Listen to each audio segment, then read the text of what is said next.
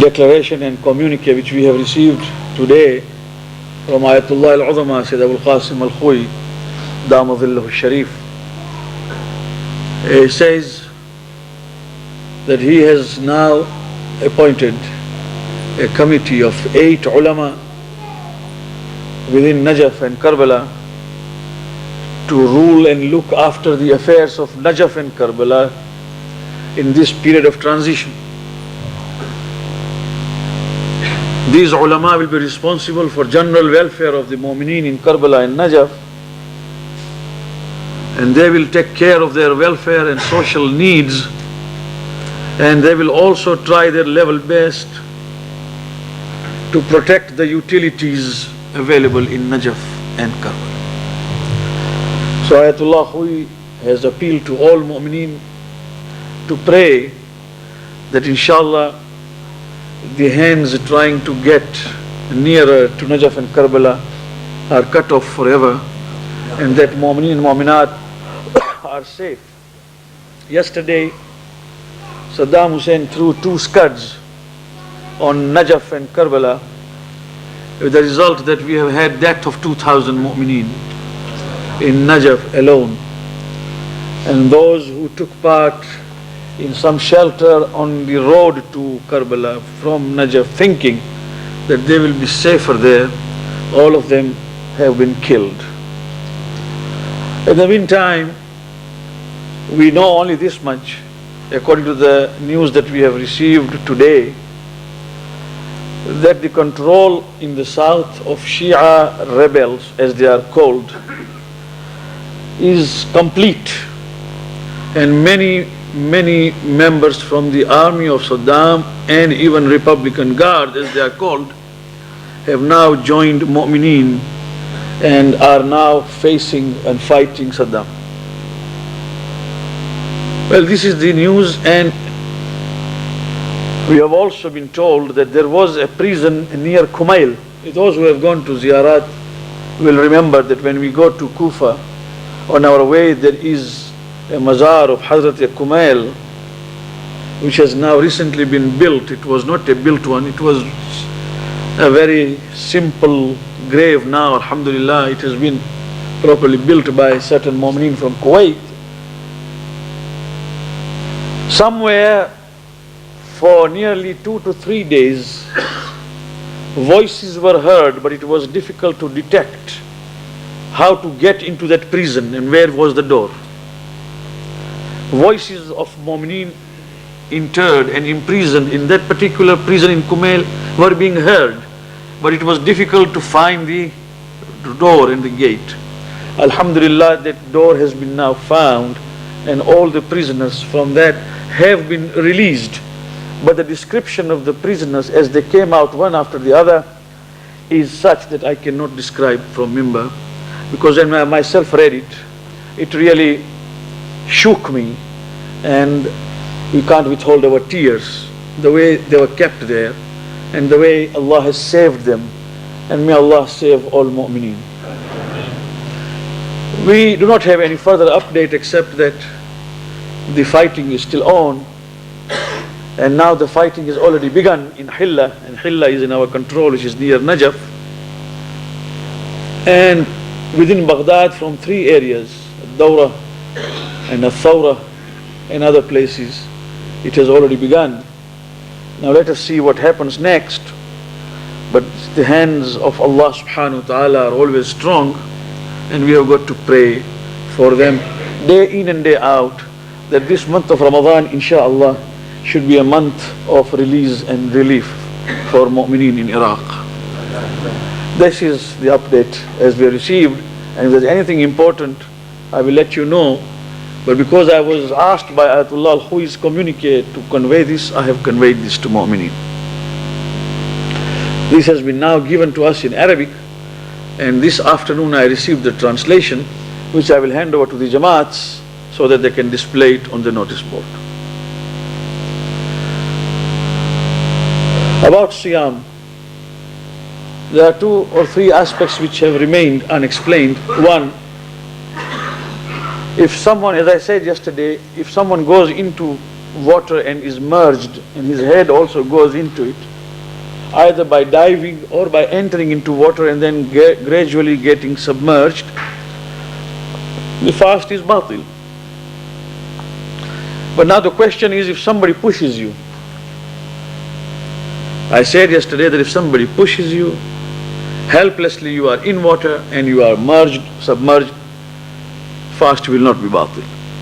But suppose somebody is drowning and you know how to swim and you can rescue him, then it is wajib to rescue human life. But the fast will be batil. You will have to give a qada for it. This is a mas'ala which must be understood. I mean, one has not to be self-righteous to say that because I am fasting, let the man die. He has got to be rescued, but you will fast again. You will be committing no sin for having broken the fast. Some things are makruh in fasting. Makruh means not haram, but undesired. One, if it is very hot and warm, people tend to go near water and play with water, either cooling their body or trying to have a mouthwash or a gargle so that they have some wetness. Any such attempt of cooling one's body by water during fast is makruh, not haram. That means it is undesirable, not recommended. For ladies to sit down in water while taking a bath, say either in a pool or in a tub, to sit down in water is makruh. For those who use tobacco, which is called anfiya, that means that which is drawn through the nose, that is makruh, provided it does not go down the gullet. If it is going there, then that is haram.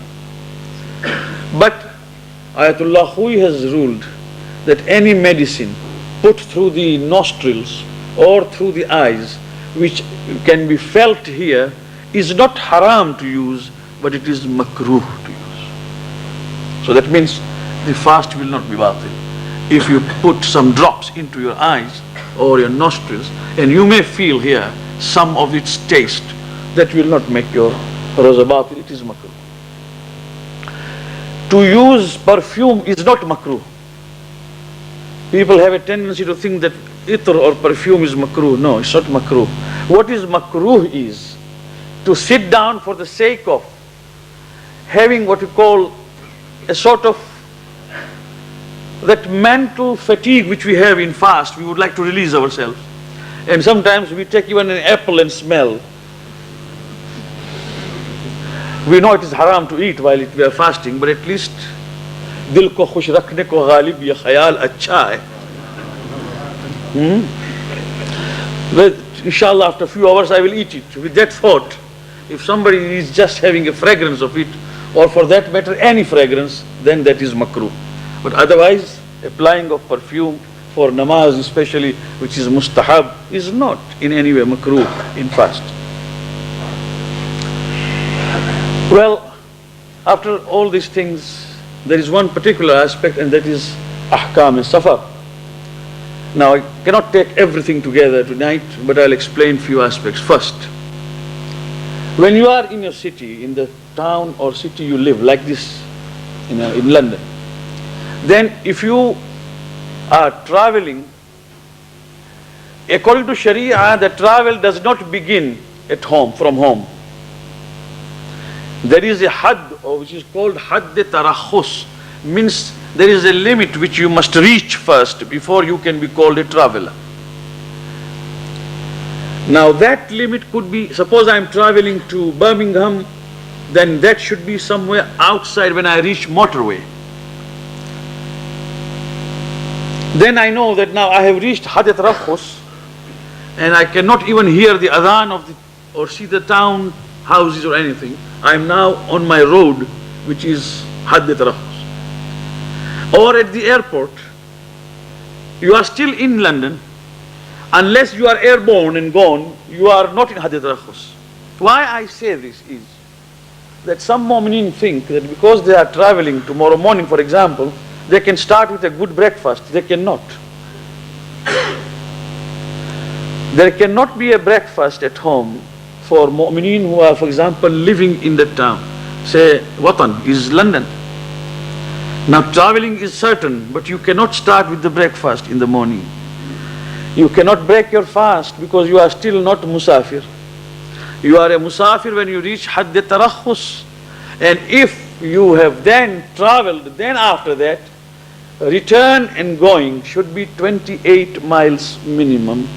14 miles of going and 14 miles of coming, or 28 miles in total. Then, of course, you will not fast. So please understand, there is Hadd Tarakhus. For one who is traveling from his hometown, from one who is already a traveler, that means a person has come from Birmingham to London, he is a traveler, stayed here for 2 days.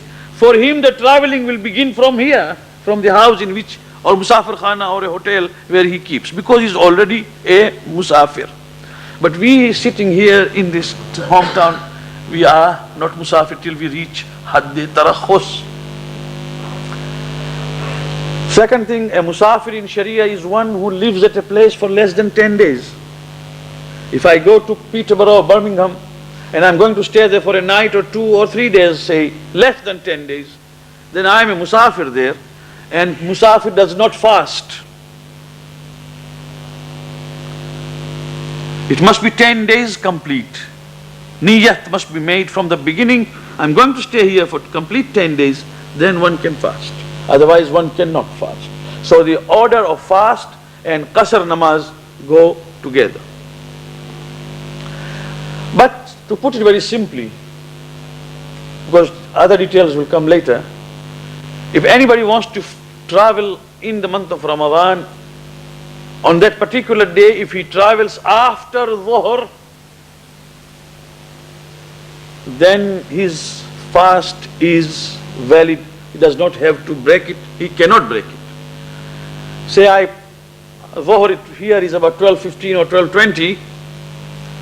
Whether I have prayed namaz or not prayed namaz, that is beside the point. Dhuhr has already entered. After Dhuhr, if you travel, then you will complete that day's fast.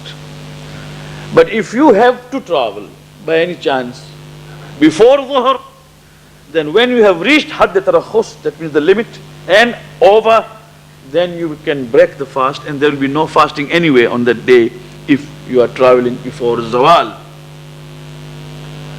So anyone who travels after Dhuhr, please keep your fast on that day and do not eat. Even if you are going to Peterborough where you will stay only for a night or few hours, do not eat because you have left your hometown after Dhuhr. So this is simply to put, and tomorrow I will explain further, because there are many masail related to safar which should be made clear. But this is to put it simply so that there is no confusion. First, traveling does not begin unless we have reached Tarakhus. Second, a Musafir is one who stays at a place for less than 10 days. Third, if you travel after Dhuhr, your fast is okay and it must be maintained, sustained till iftar time. If you travel before Dhuhr, then of course your fast is not valid on that day. The rest, inshallah, tomorrow I will explain. Yesterday we were talking about ibadah, and today very briefly I would like to touch upon certain points. The impression that our young men and women have is that ibadat means only acts of worship. Usul din, furu din. So when a mullah or a maulana speaks about ibadat, the immediate impression that we have in our mind is that he's speaking about fasting and he's speaking about praying and reading Quran and all. But what we forget is that Islam cannot be compared with Christianity. Because Christianity speaks about the laws hereinafter alone. And here it speaks about the principles of morals and ethics alone. Islam speaks about a complete way of life. There is a difference there. Because this is a complete way of life, therefore there are laws connected with every stage in life. Is it not sometimes food for thought for us that Islam can tell us how to go into toilet and how to act and behave in a toilet? Normally, we don't talk about going to toilet or behaving in toilet. Islam tells us how to behave there also, how to enter, what dua to read, how to thank Allah for having created water which can make us clean and pak, and which hand to use for making yourself pak, right or left, and after having made yourself pak, how to come out, even how to sit. There are things which are haram in a toilet, there are things which are makruh in a toilet, there are things which are mustahab and recommended in a toilet. Now this gives us an example and an idea that Islam has got a complete way of life, and because it is a complete way of life, therefore ibadat is not only in the mosque or imambara, or not only in the acts of worship. It is connected with everything that you do, provided that the niyat is that you are doing it for lillahi subhanahu wa ta'ala. I'll give an example. To do business. To do business is something which we do for our own upkeep, right? Any business that is halal we do so that we can maintain ourselves. To get married. We get married because we need to get married and have a family, and then raise a family and have children too.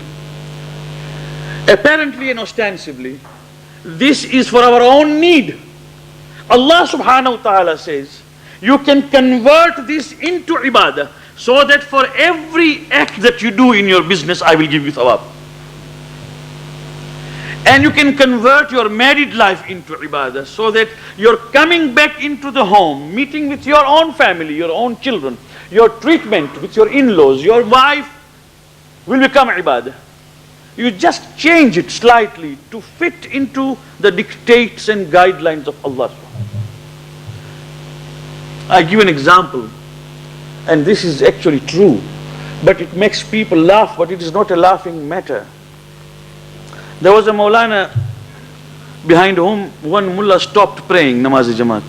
Now you know, when a mullah stops praying behind someone, then the whole community starts thinking that there must be something wrong with this Maulana, because otherwise this mullah would not have stopped praying namaz-e-jamaat. Although it is not wajib even to ask as to why a particular Maulana is leading and why a particular person is not following. It's not wajib to ask, but people do have a tendency. So somehow, gradually, the story went into the ears of Maulana himself, that you know that particular Mullah Sahib, he has now stopped praying behind you. Maulana thought that this must be one of those things. But later on, as things became very hot, Maulana thought it was better to go and ask Mullah Sahib himself as to what has happened. Have I committed some mistake or anything? So he went to Mullah Sahib and said, Mullah Sahib, I have no justification for putting this inquiry, but may I know, I might have slipped somewhere, or I can do tawbah. Mullah Sahib said, Maulana, I cannot tell you what you have done. Something which I can't even express. So as he went on saying like that, Maulana Sahib became all the more anxious and worried that there must be something very big I have committed. And finally, when he insisted and persisted, Mullah Sahib told him, do you know what happened? One day I came to the mosque quite early, and I just peeped into your quarter to see what you were doing, because the time of namaz was up and you had not come. So people have a tendency, Maulana utho. They don't know Maulana has got janabat ghusl to do also. You can't ask Maulana utho. He has got so many things to do. But people have a tendency thinking Maulana is a malaika who was descended from heaven. So I just peeped into your window to see how come Maulana has not come yet. And I saw something which I cannot describe. Maulana began trembling. He said, what did you see? He said, I saw that you were doing wudu, And just as you were doing your wudu, your wife approached. And just as your wife came, you sprinkled water on her face. Astaghfirullah. How can a Maulvi do this? So Maulana said, Mullah Sahab, the Prophet has said that to be good-natured, loving, with your own family is thawab. It was my wife, not yours. One thing. Second thing is this, that if I did this, is an act of affection, an expression of some love at home. Now that was thawab according to Islam. I gained and earned thawab. But you, having peeped into my house, the Prophet said those who have the habit of peeping into people's houses on the day of judgment, their eyes will be actually pierced with the fire. You committed gunah kabira which you could not see. I committed mustahab for which you left namaz. Our philosophy is different. Islamic philosophy is quite different. We must try to understand. A student who goes to school to study thinks he's going to study for himself. He makes a niyat that the ilm that he is going to acquire, secular or religious, is going to help him be a true Muslim. Every step that he takes and every hour that he uses is ibadah.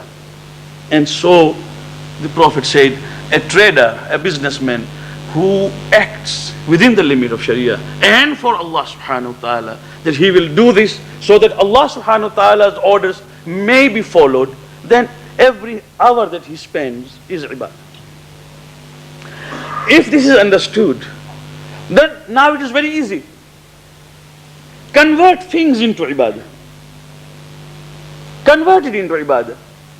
Early morning tomorrow as you go out to business, convert it into ibadah and it will become ibadah. Just to think that I am doing this so that whatever I am going to earn is going to be lillah, for my family, because Allah wants it. For Allah, whenever I can afford, I'll give it to Him. For the poor, for all. So that I may not be a weak Muslim, I may be a stronger Muslim. When one makes a niyat of that sort, it becomes ibadah. He does not know, but he is in the dhikr of Allah subhanahu wa ta'ala right from the day, from the hour he has opened his shop up to the time when he will shut the doors.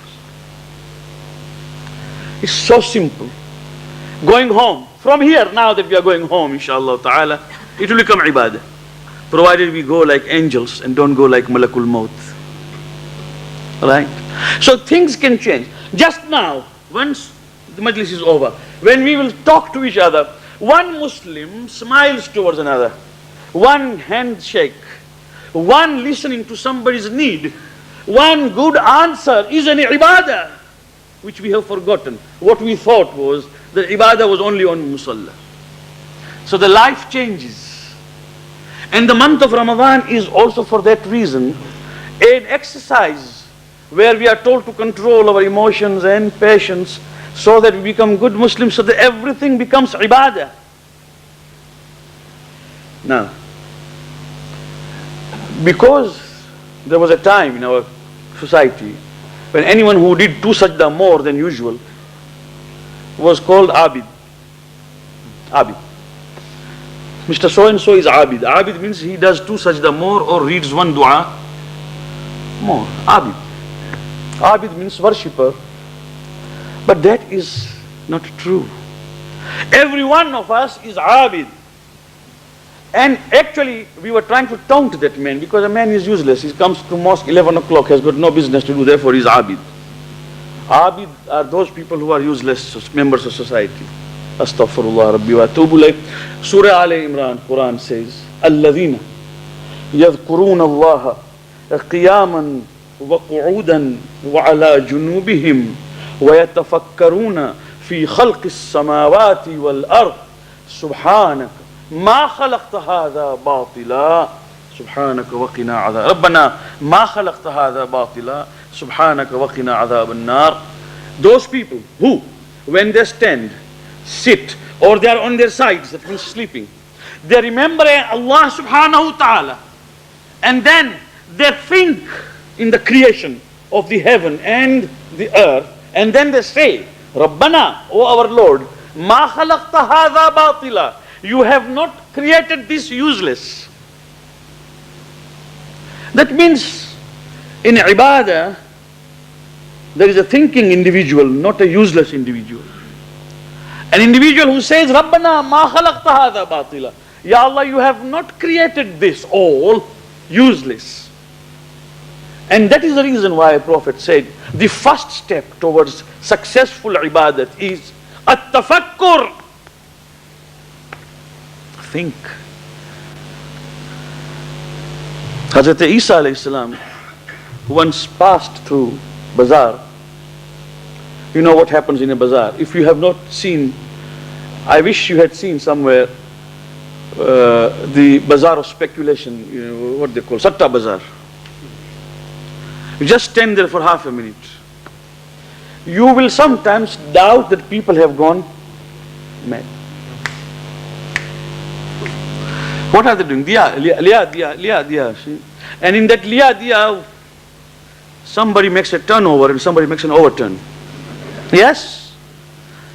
But it is diya. And if you can see the immense activity going on, this is how people are busy. Hazrat Isa alayhi salam passed from the bazaar where everyone is engrossed. He said to one of his Hawariyin, he said, Ya akh, oh my brother, when a man is ill, keep a tasty dish of food before him, delicious. Will he eat? He will not eat. Lam yataladdah. He finds no ladhat in it. Biryani. But a man is ill, he has been taken ill, fever, temperature, or maybe any other gastric problem. He sees it, but there is no appetite for it. On the contrary, the more you keep before him, the more painful it is for him. He will tell you, take it. He said, Ya akh, innahu kama yanzuru al-marid ila tibi at-ta'am wa la yataladdah ma'a ma yajidu al-waja' kadhalik man fihi hubb ad-dunya la yajidu halawat al-ibadah ma'a hubb al-mal. When a person is so engrossed in dunya that he doesn't think in terms of anything but pound, shilling and pence, and nothing else, only this, always, till it becomes an obsession, for that man also on musalla, there is no ladha, there is no pleasure. And when ibadah does not give pleasure, people are not drawn towards it. Therefore there has got to be a balance, and this is the reason why ibadah must be understood. May Allah give us tawfiq. Wassalamu alaikum wa rahmatullah.